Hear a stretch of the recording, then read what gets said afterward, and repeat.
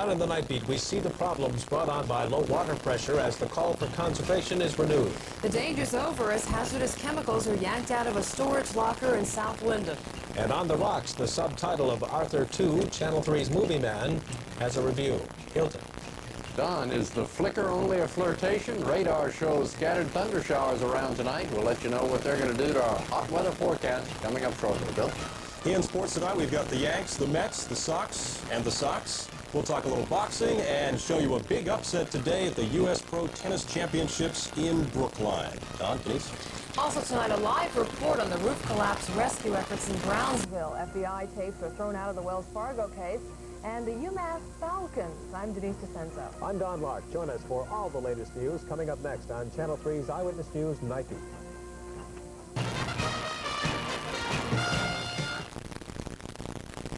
Portions of Channel 3 Eyewitness News are closed captioned for the hearing impaired. WFSB, Channel 3, Hartford, New Haven.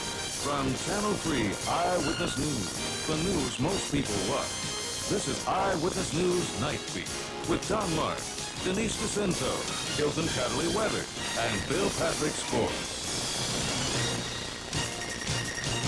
Good evening. Southern New England is bracing tonight for possibly the hottest weekend on record with still no relief in sight. The forecast heightens concerns about the water supply as officials in many areas urge conservation. Now, signs of a serious shortage are already being seen in at least one community. Channel 3's Night Beat reporter Celeste Ford has more from Stamford. The driest summer in 78 years. Farmers' fields are parched, forest fires are an ever-present danger, and water supplies across the state are dwindling. In Stamford, that means little to no water pressure for many residents at the Sylvan Knolls housing complex.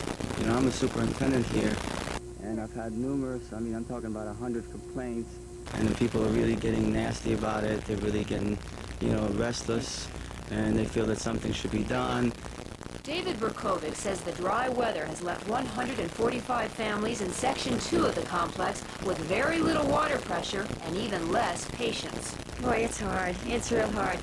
Bucketing up the water just to give the kids a shower it's a chore. It's makes life kind of difficult for us. It has created an unsanitary condition because we can't take showers, we can't flush our toilets, and that makes it difficult. The Stamford Water Company tells residents that it's taking steps to correct the problem, but results may be months away. A city spokesman says demand is simply greater than supply. Reservoirs are only 62% full, and voluntary water restrictions are in effect.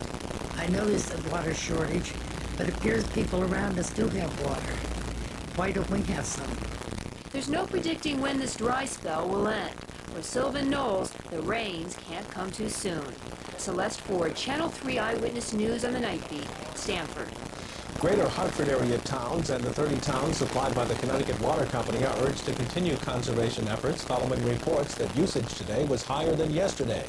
New Haven area towns appear to be blessed with better luck. The Regional Water Authority there urging caution but not conservation. Outdoor watering is okay for that area. Relief from the forest fires that have burned about 600 acres across Connecticut.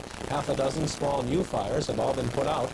Another in Cornwall and 2 in Hamden, listed as active earlier today, are now downgraded to the cleanup and monitoring stage. Denise? The searing heat is beginning to take its toll on Connecticut crops. Fields are parched and many plants are withering in the deepening drought. This corn crop in Avon may be lost if it doesn't rain soon. Now, farmers can irrigate, but they're paying the price. The Woodford family farm in Avon is spending about $500 a day to water their fields. And if they tried to pass along the cost, farmers say the customers just wouldn't buy. Connecticut's heat wave is also compromising the more conventional ways of cooling off. Falling water levels mean a climbing bacteria count at area lakes. Rafting and canoeing on the rivers now loses a lot of appeal.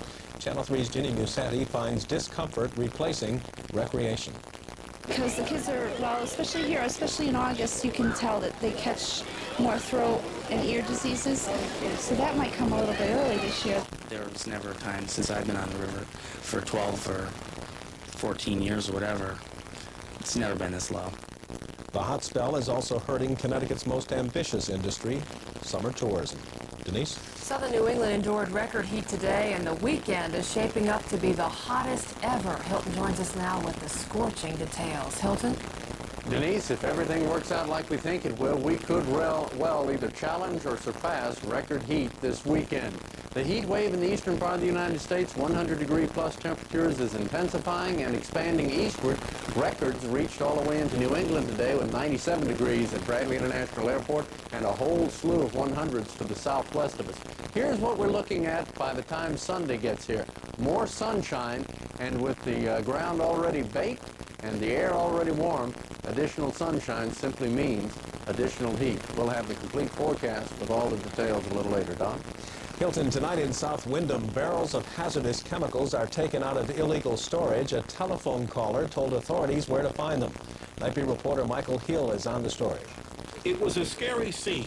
Men in protective suits removing 20 containers of hazardous chemicals from a storage bin at Stock and Lock in South Wyndham.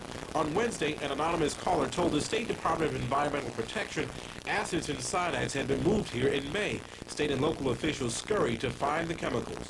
One of the concerns was in this anonymous complaint that when one or more of these barrels were removed from the manufacturing location, they were leaking. But if the acid mixes with the cyanide, then it becomes a gas chamber, and it's very fatal. A couple of whiffs of that, and it's all over.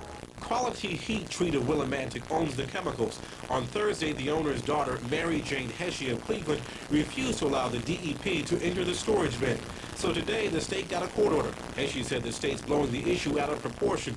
Lieberman theorizes Quality Heat had the chemicals moved here so it could sell its building. It cost her $66 a month to store the acids and cyanides at Stock and Lock. The state says proper disposal would have cost thousands. Lieberman says part of the investigation will focus on the company contracted to move the chemicals. One reliable source told Eyewitness News the owner of Watson's Movers and Storage confirmed that he knew what he was moving back in May, even though he doesn't have a permit to legally transport hazardous waste. When an employee of the company saw us coming, she raced to slam the door.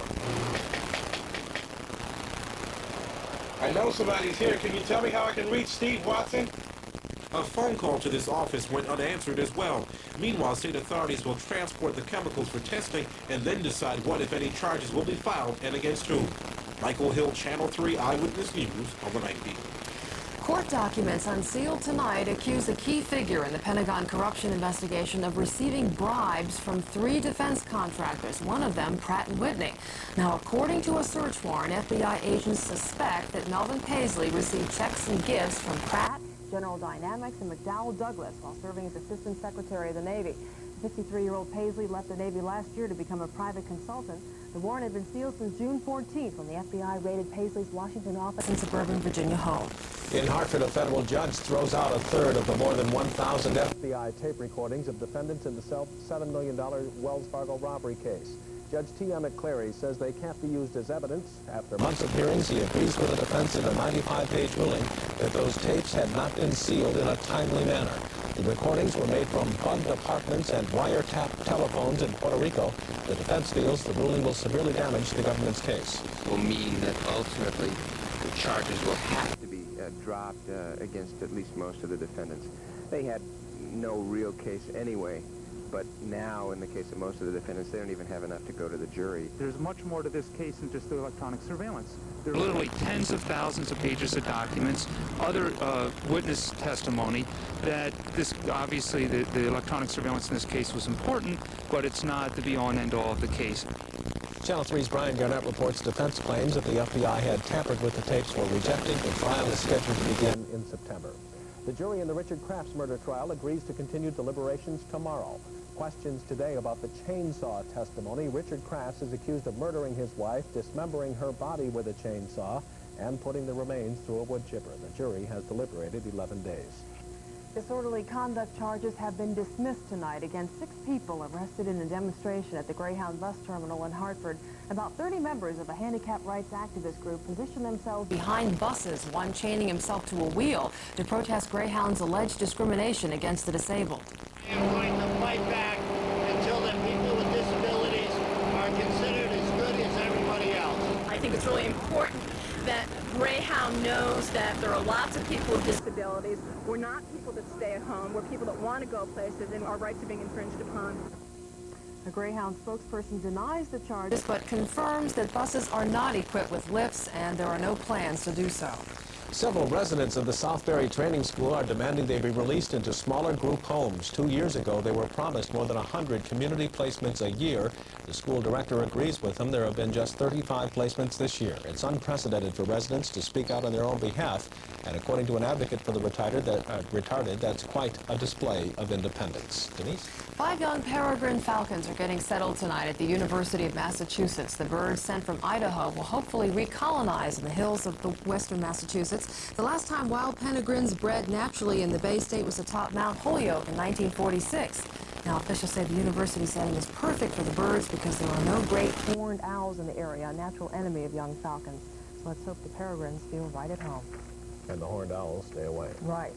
There's a lot more ahead on the night beat. Summer jobs help push the nation's jobless rate to the lowest in 14 years. And we'll go live to Brownsville, Texas for the latest on the search for more victims of the collapse of a department store roof.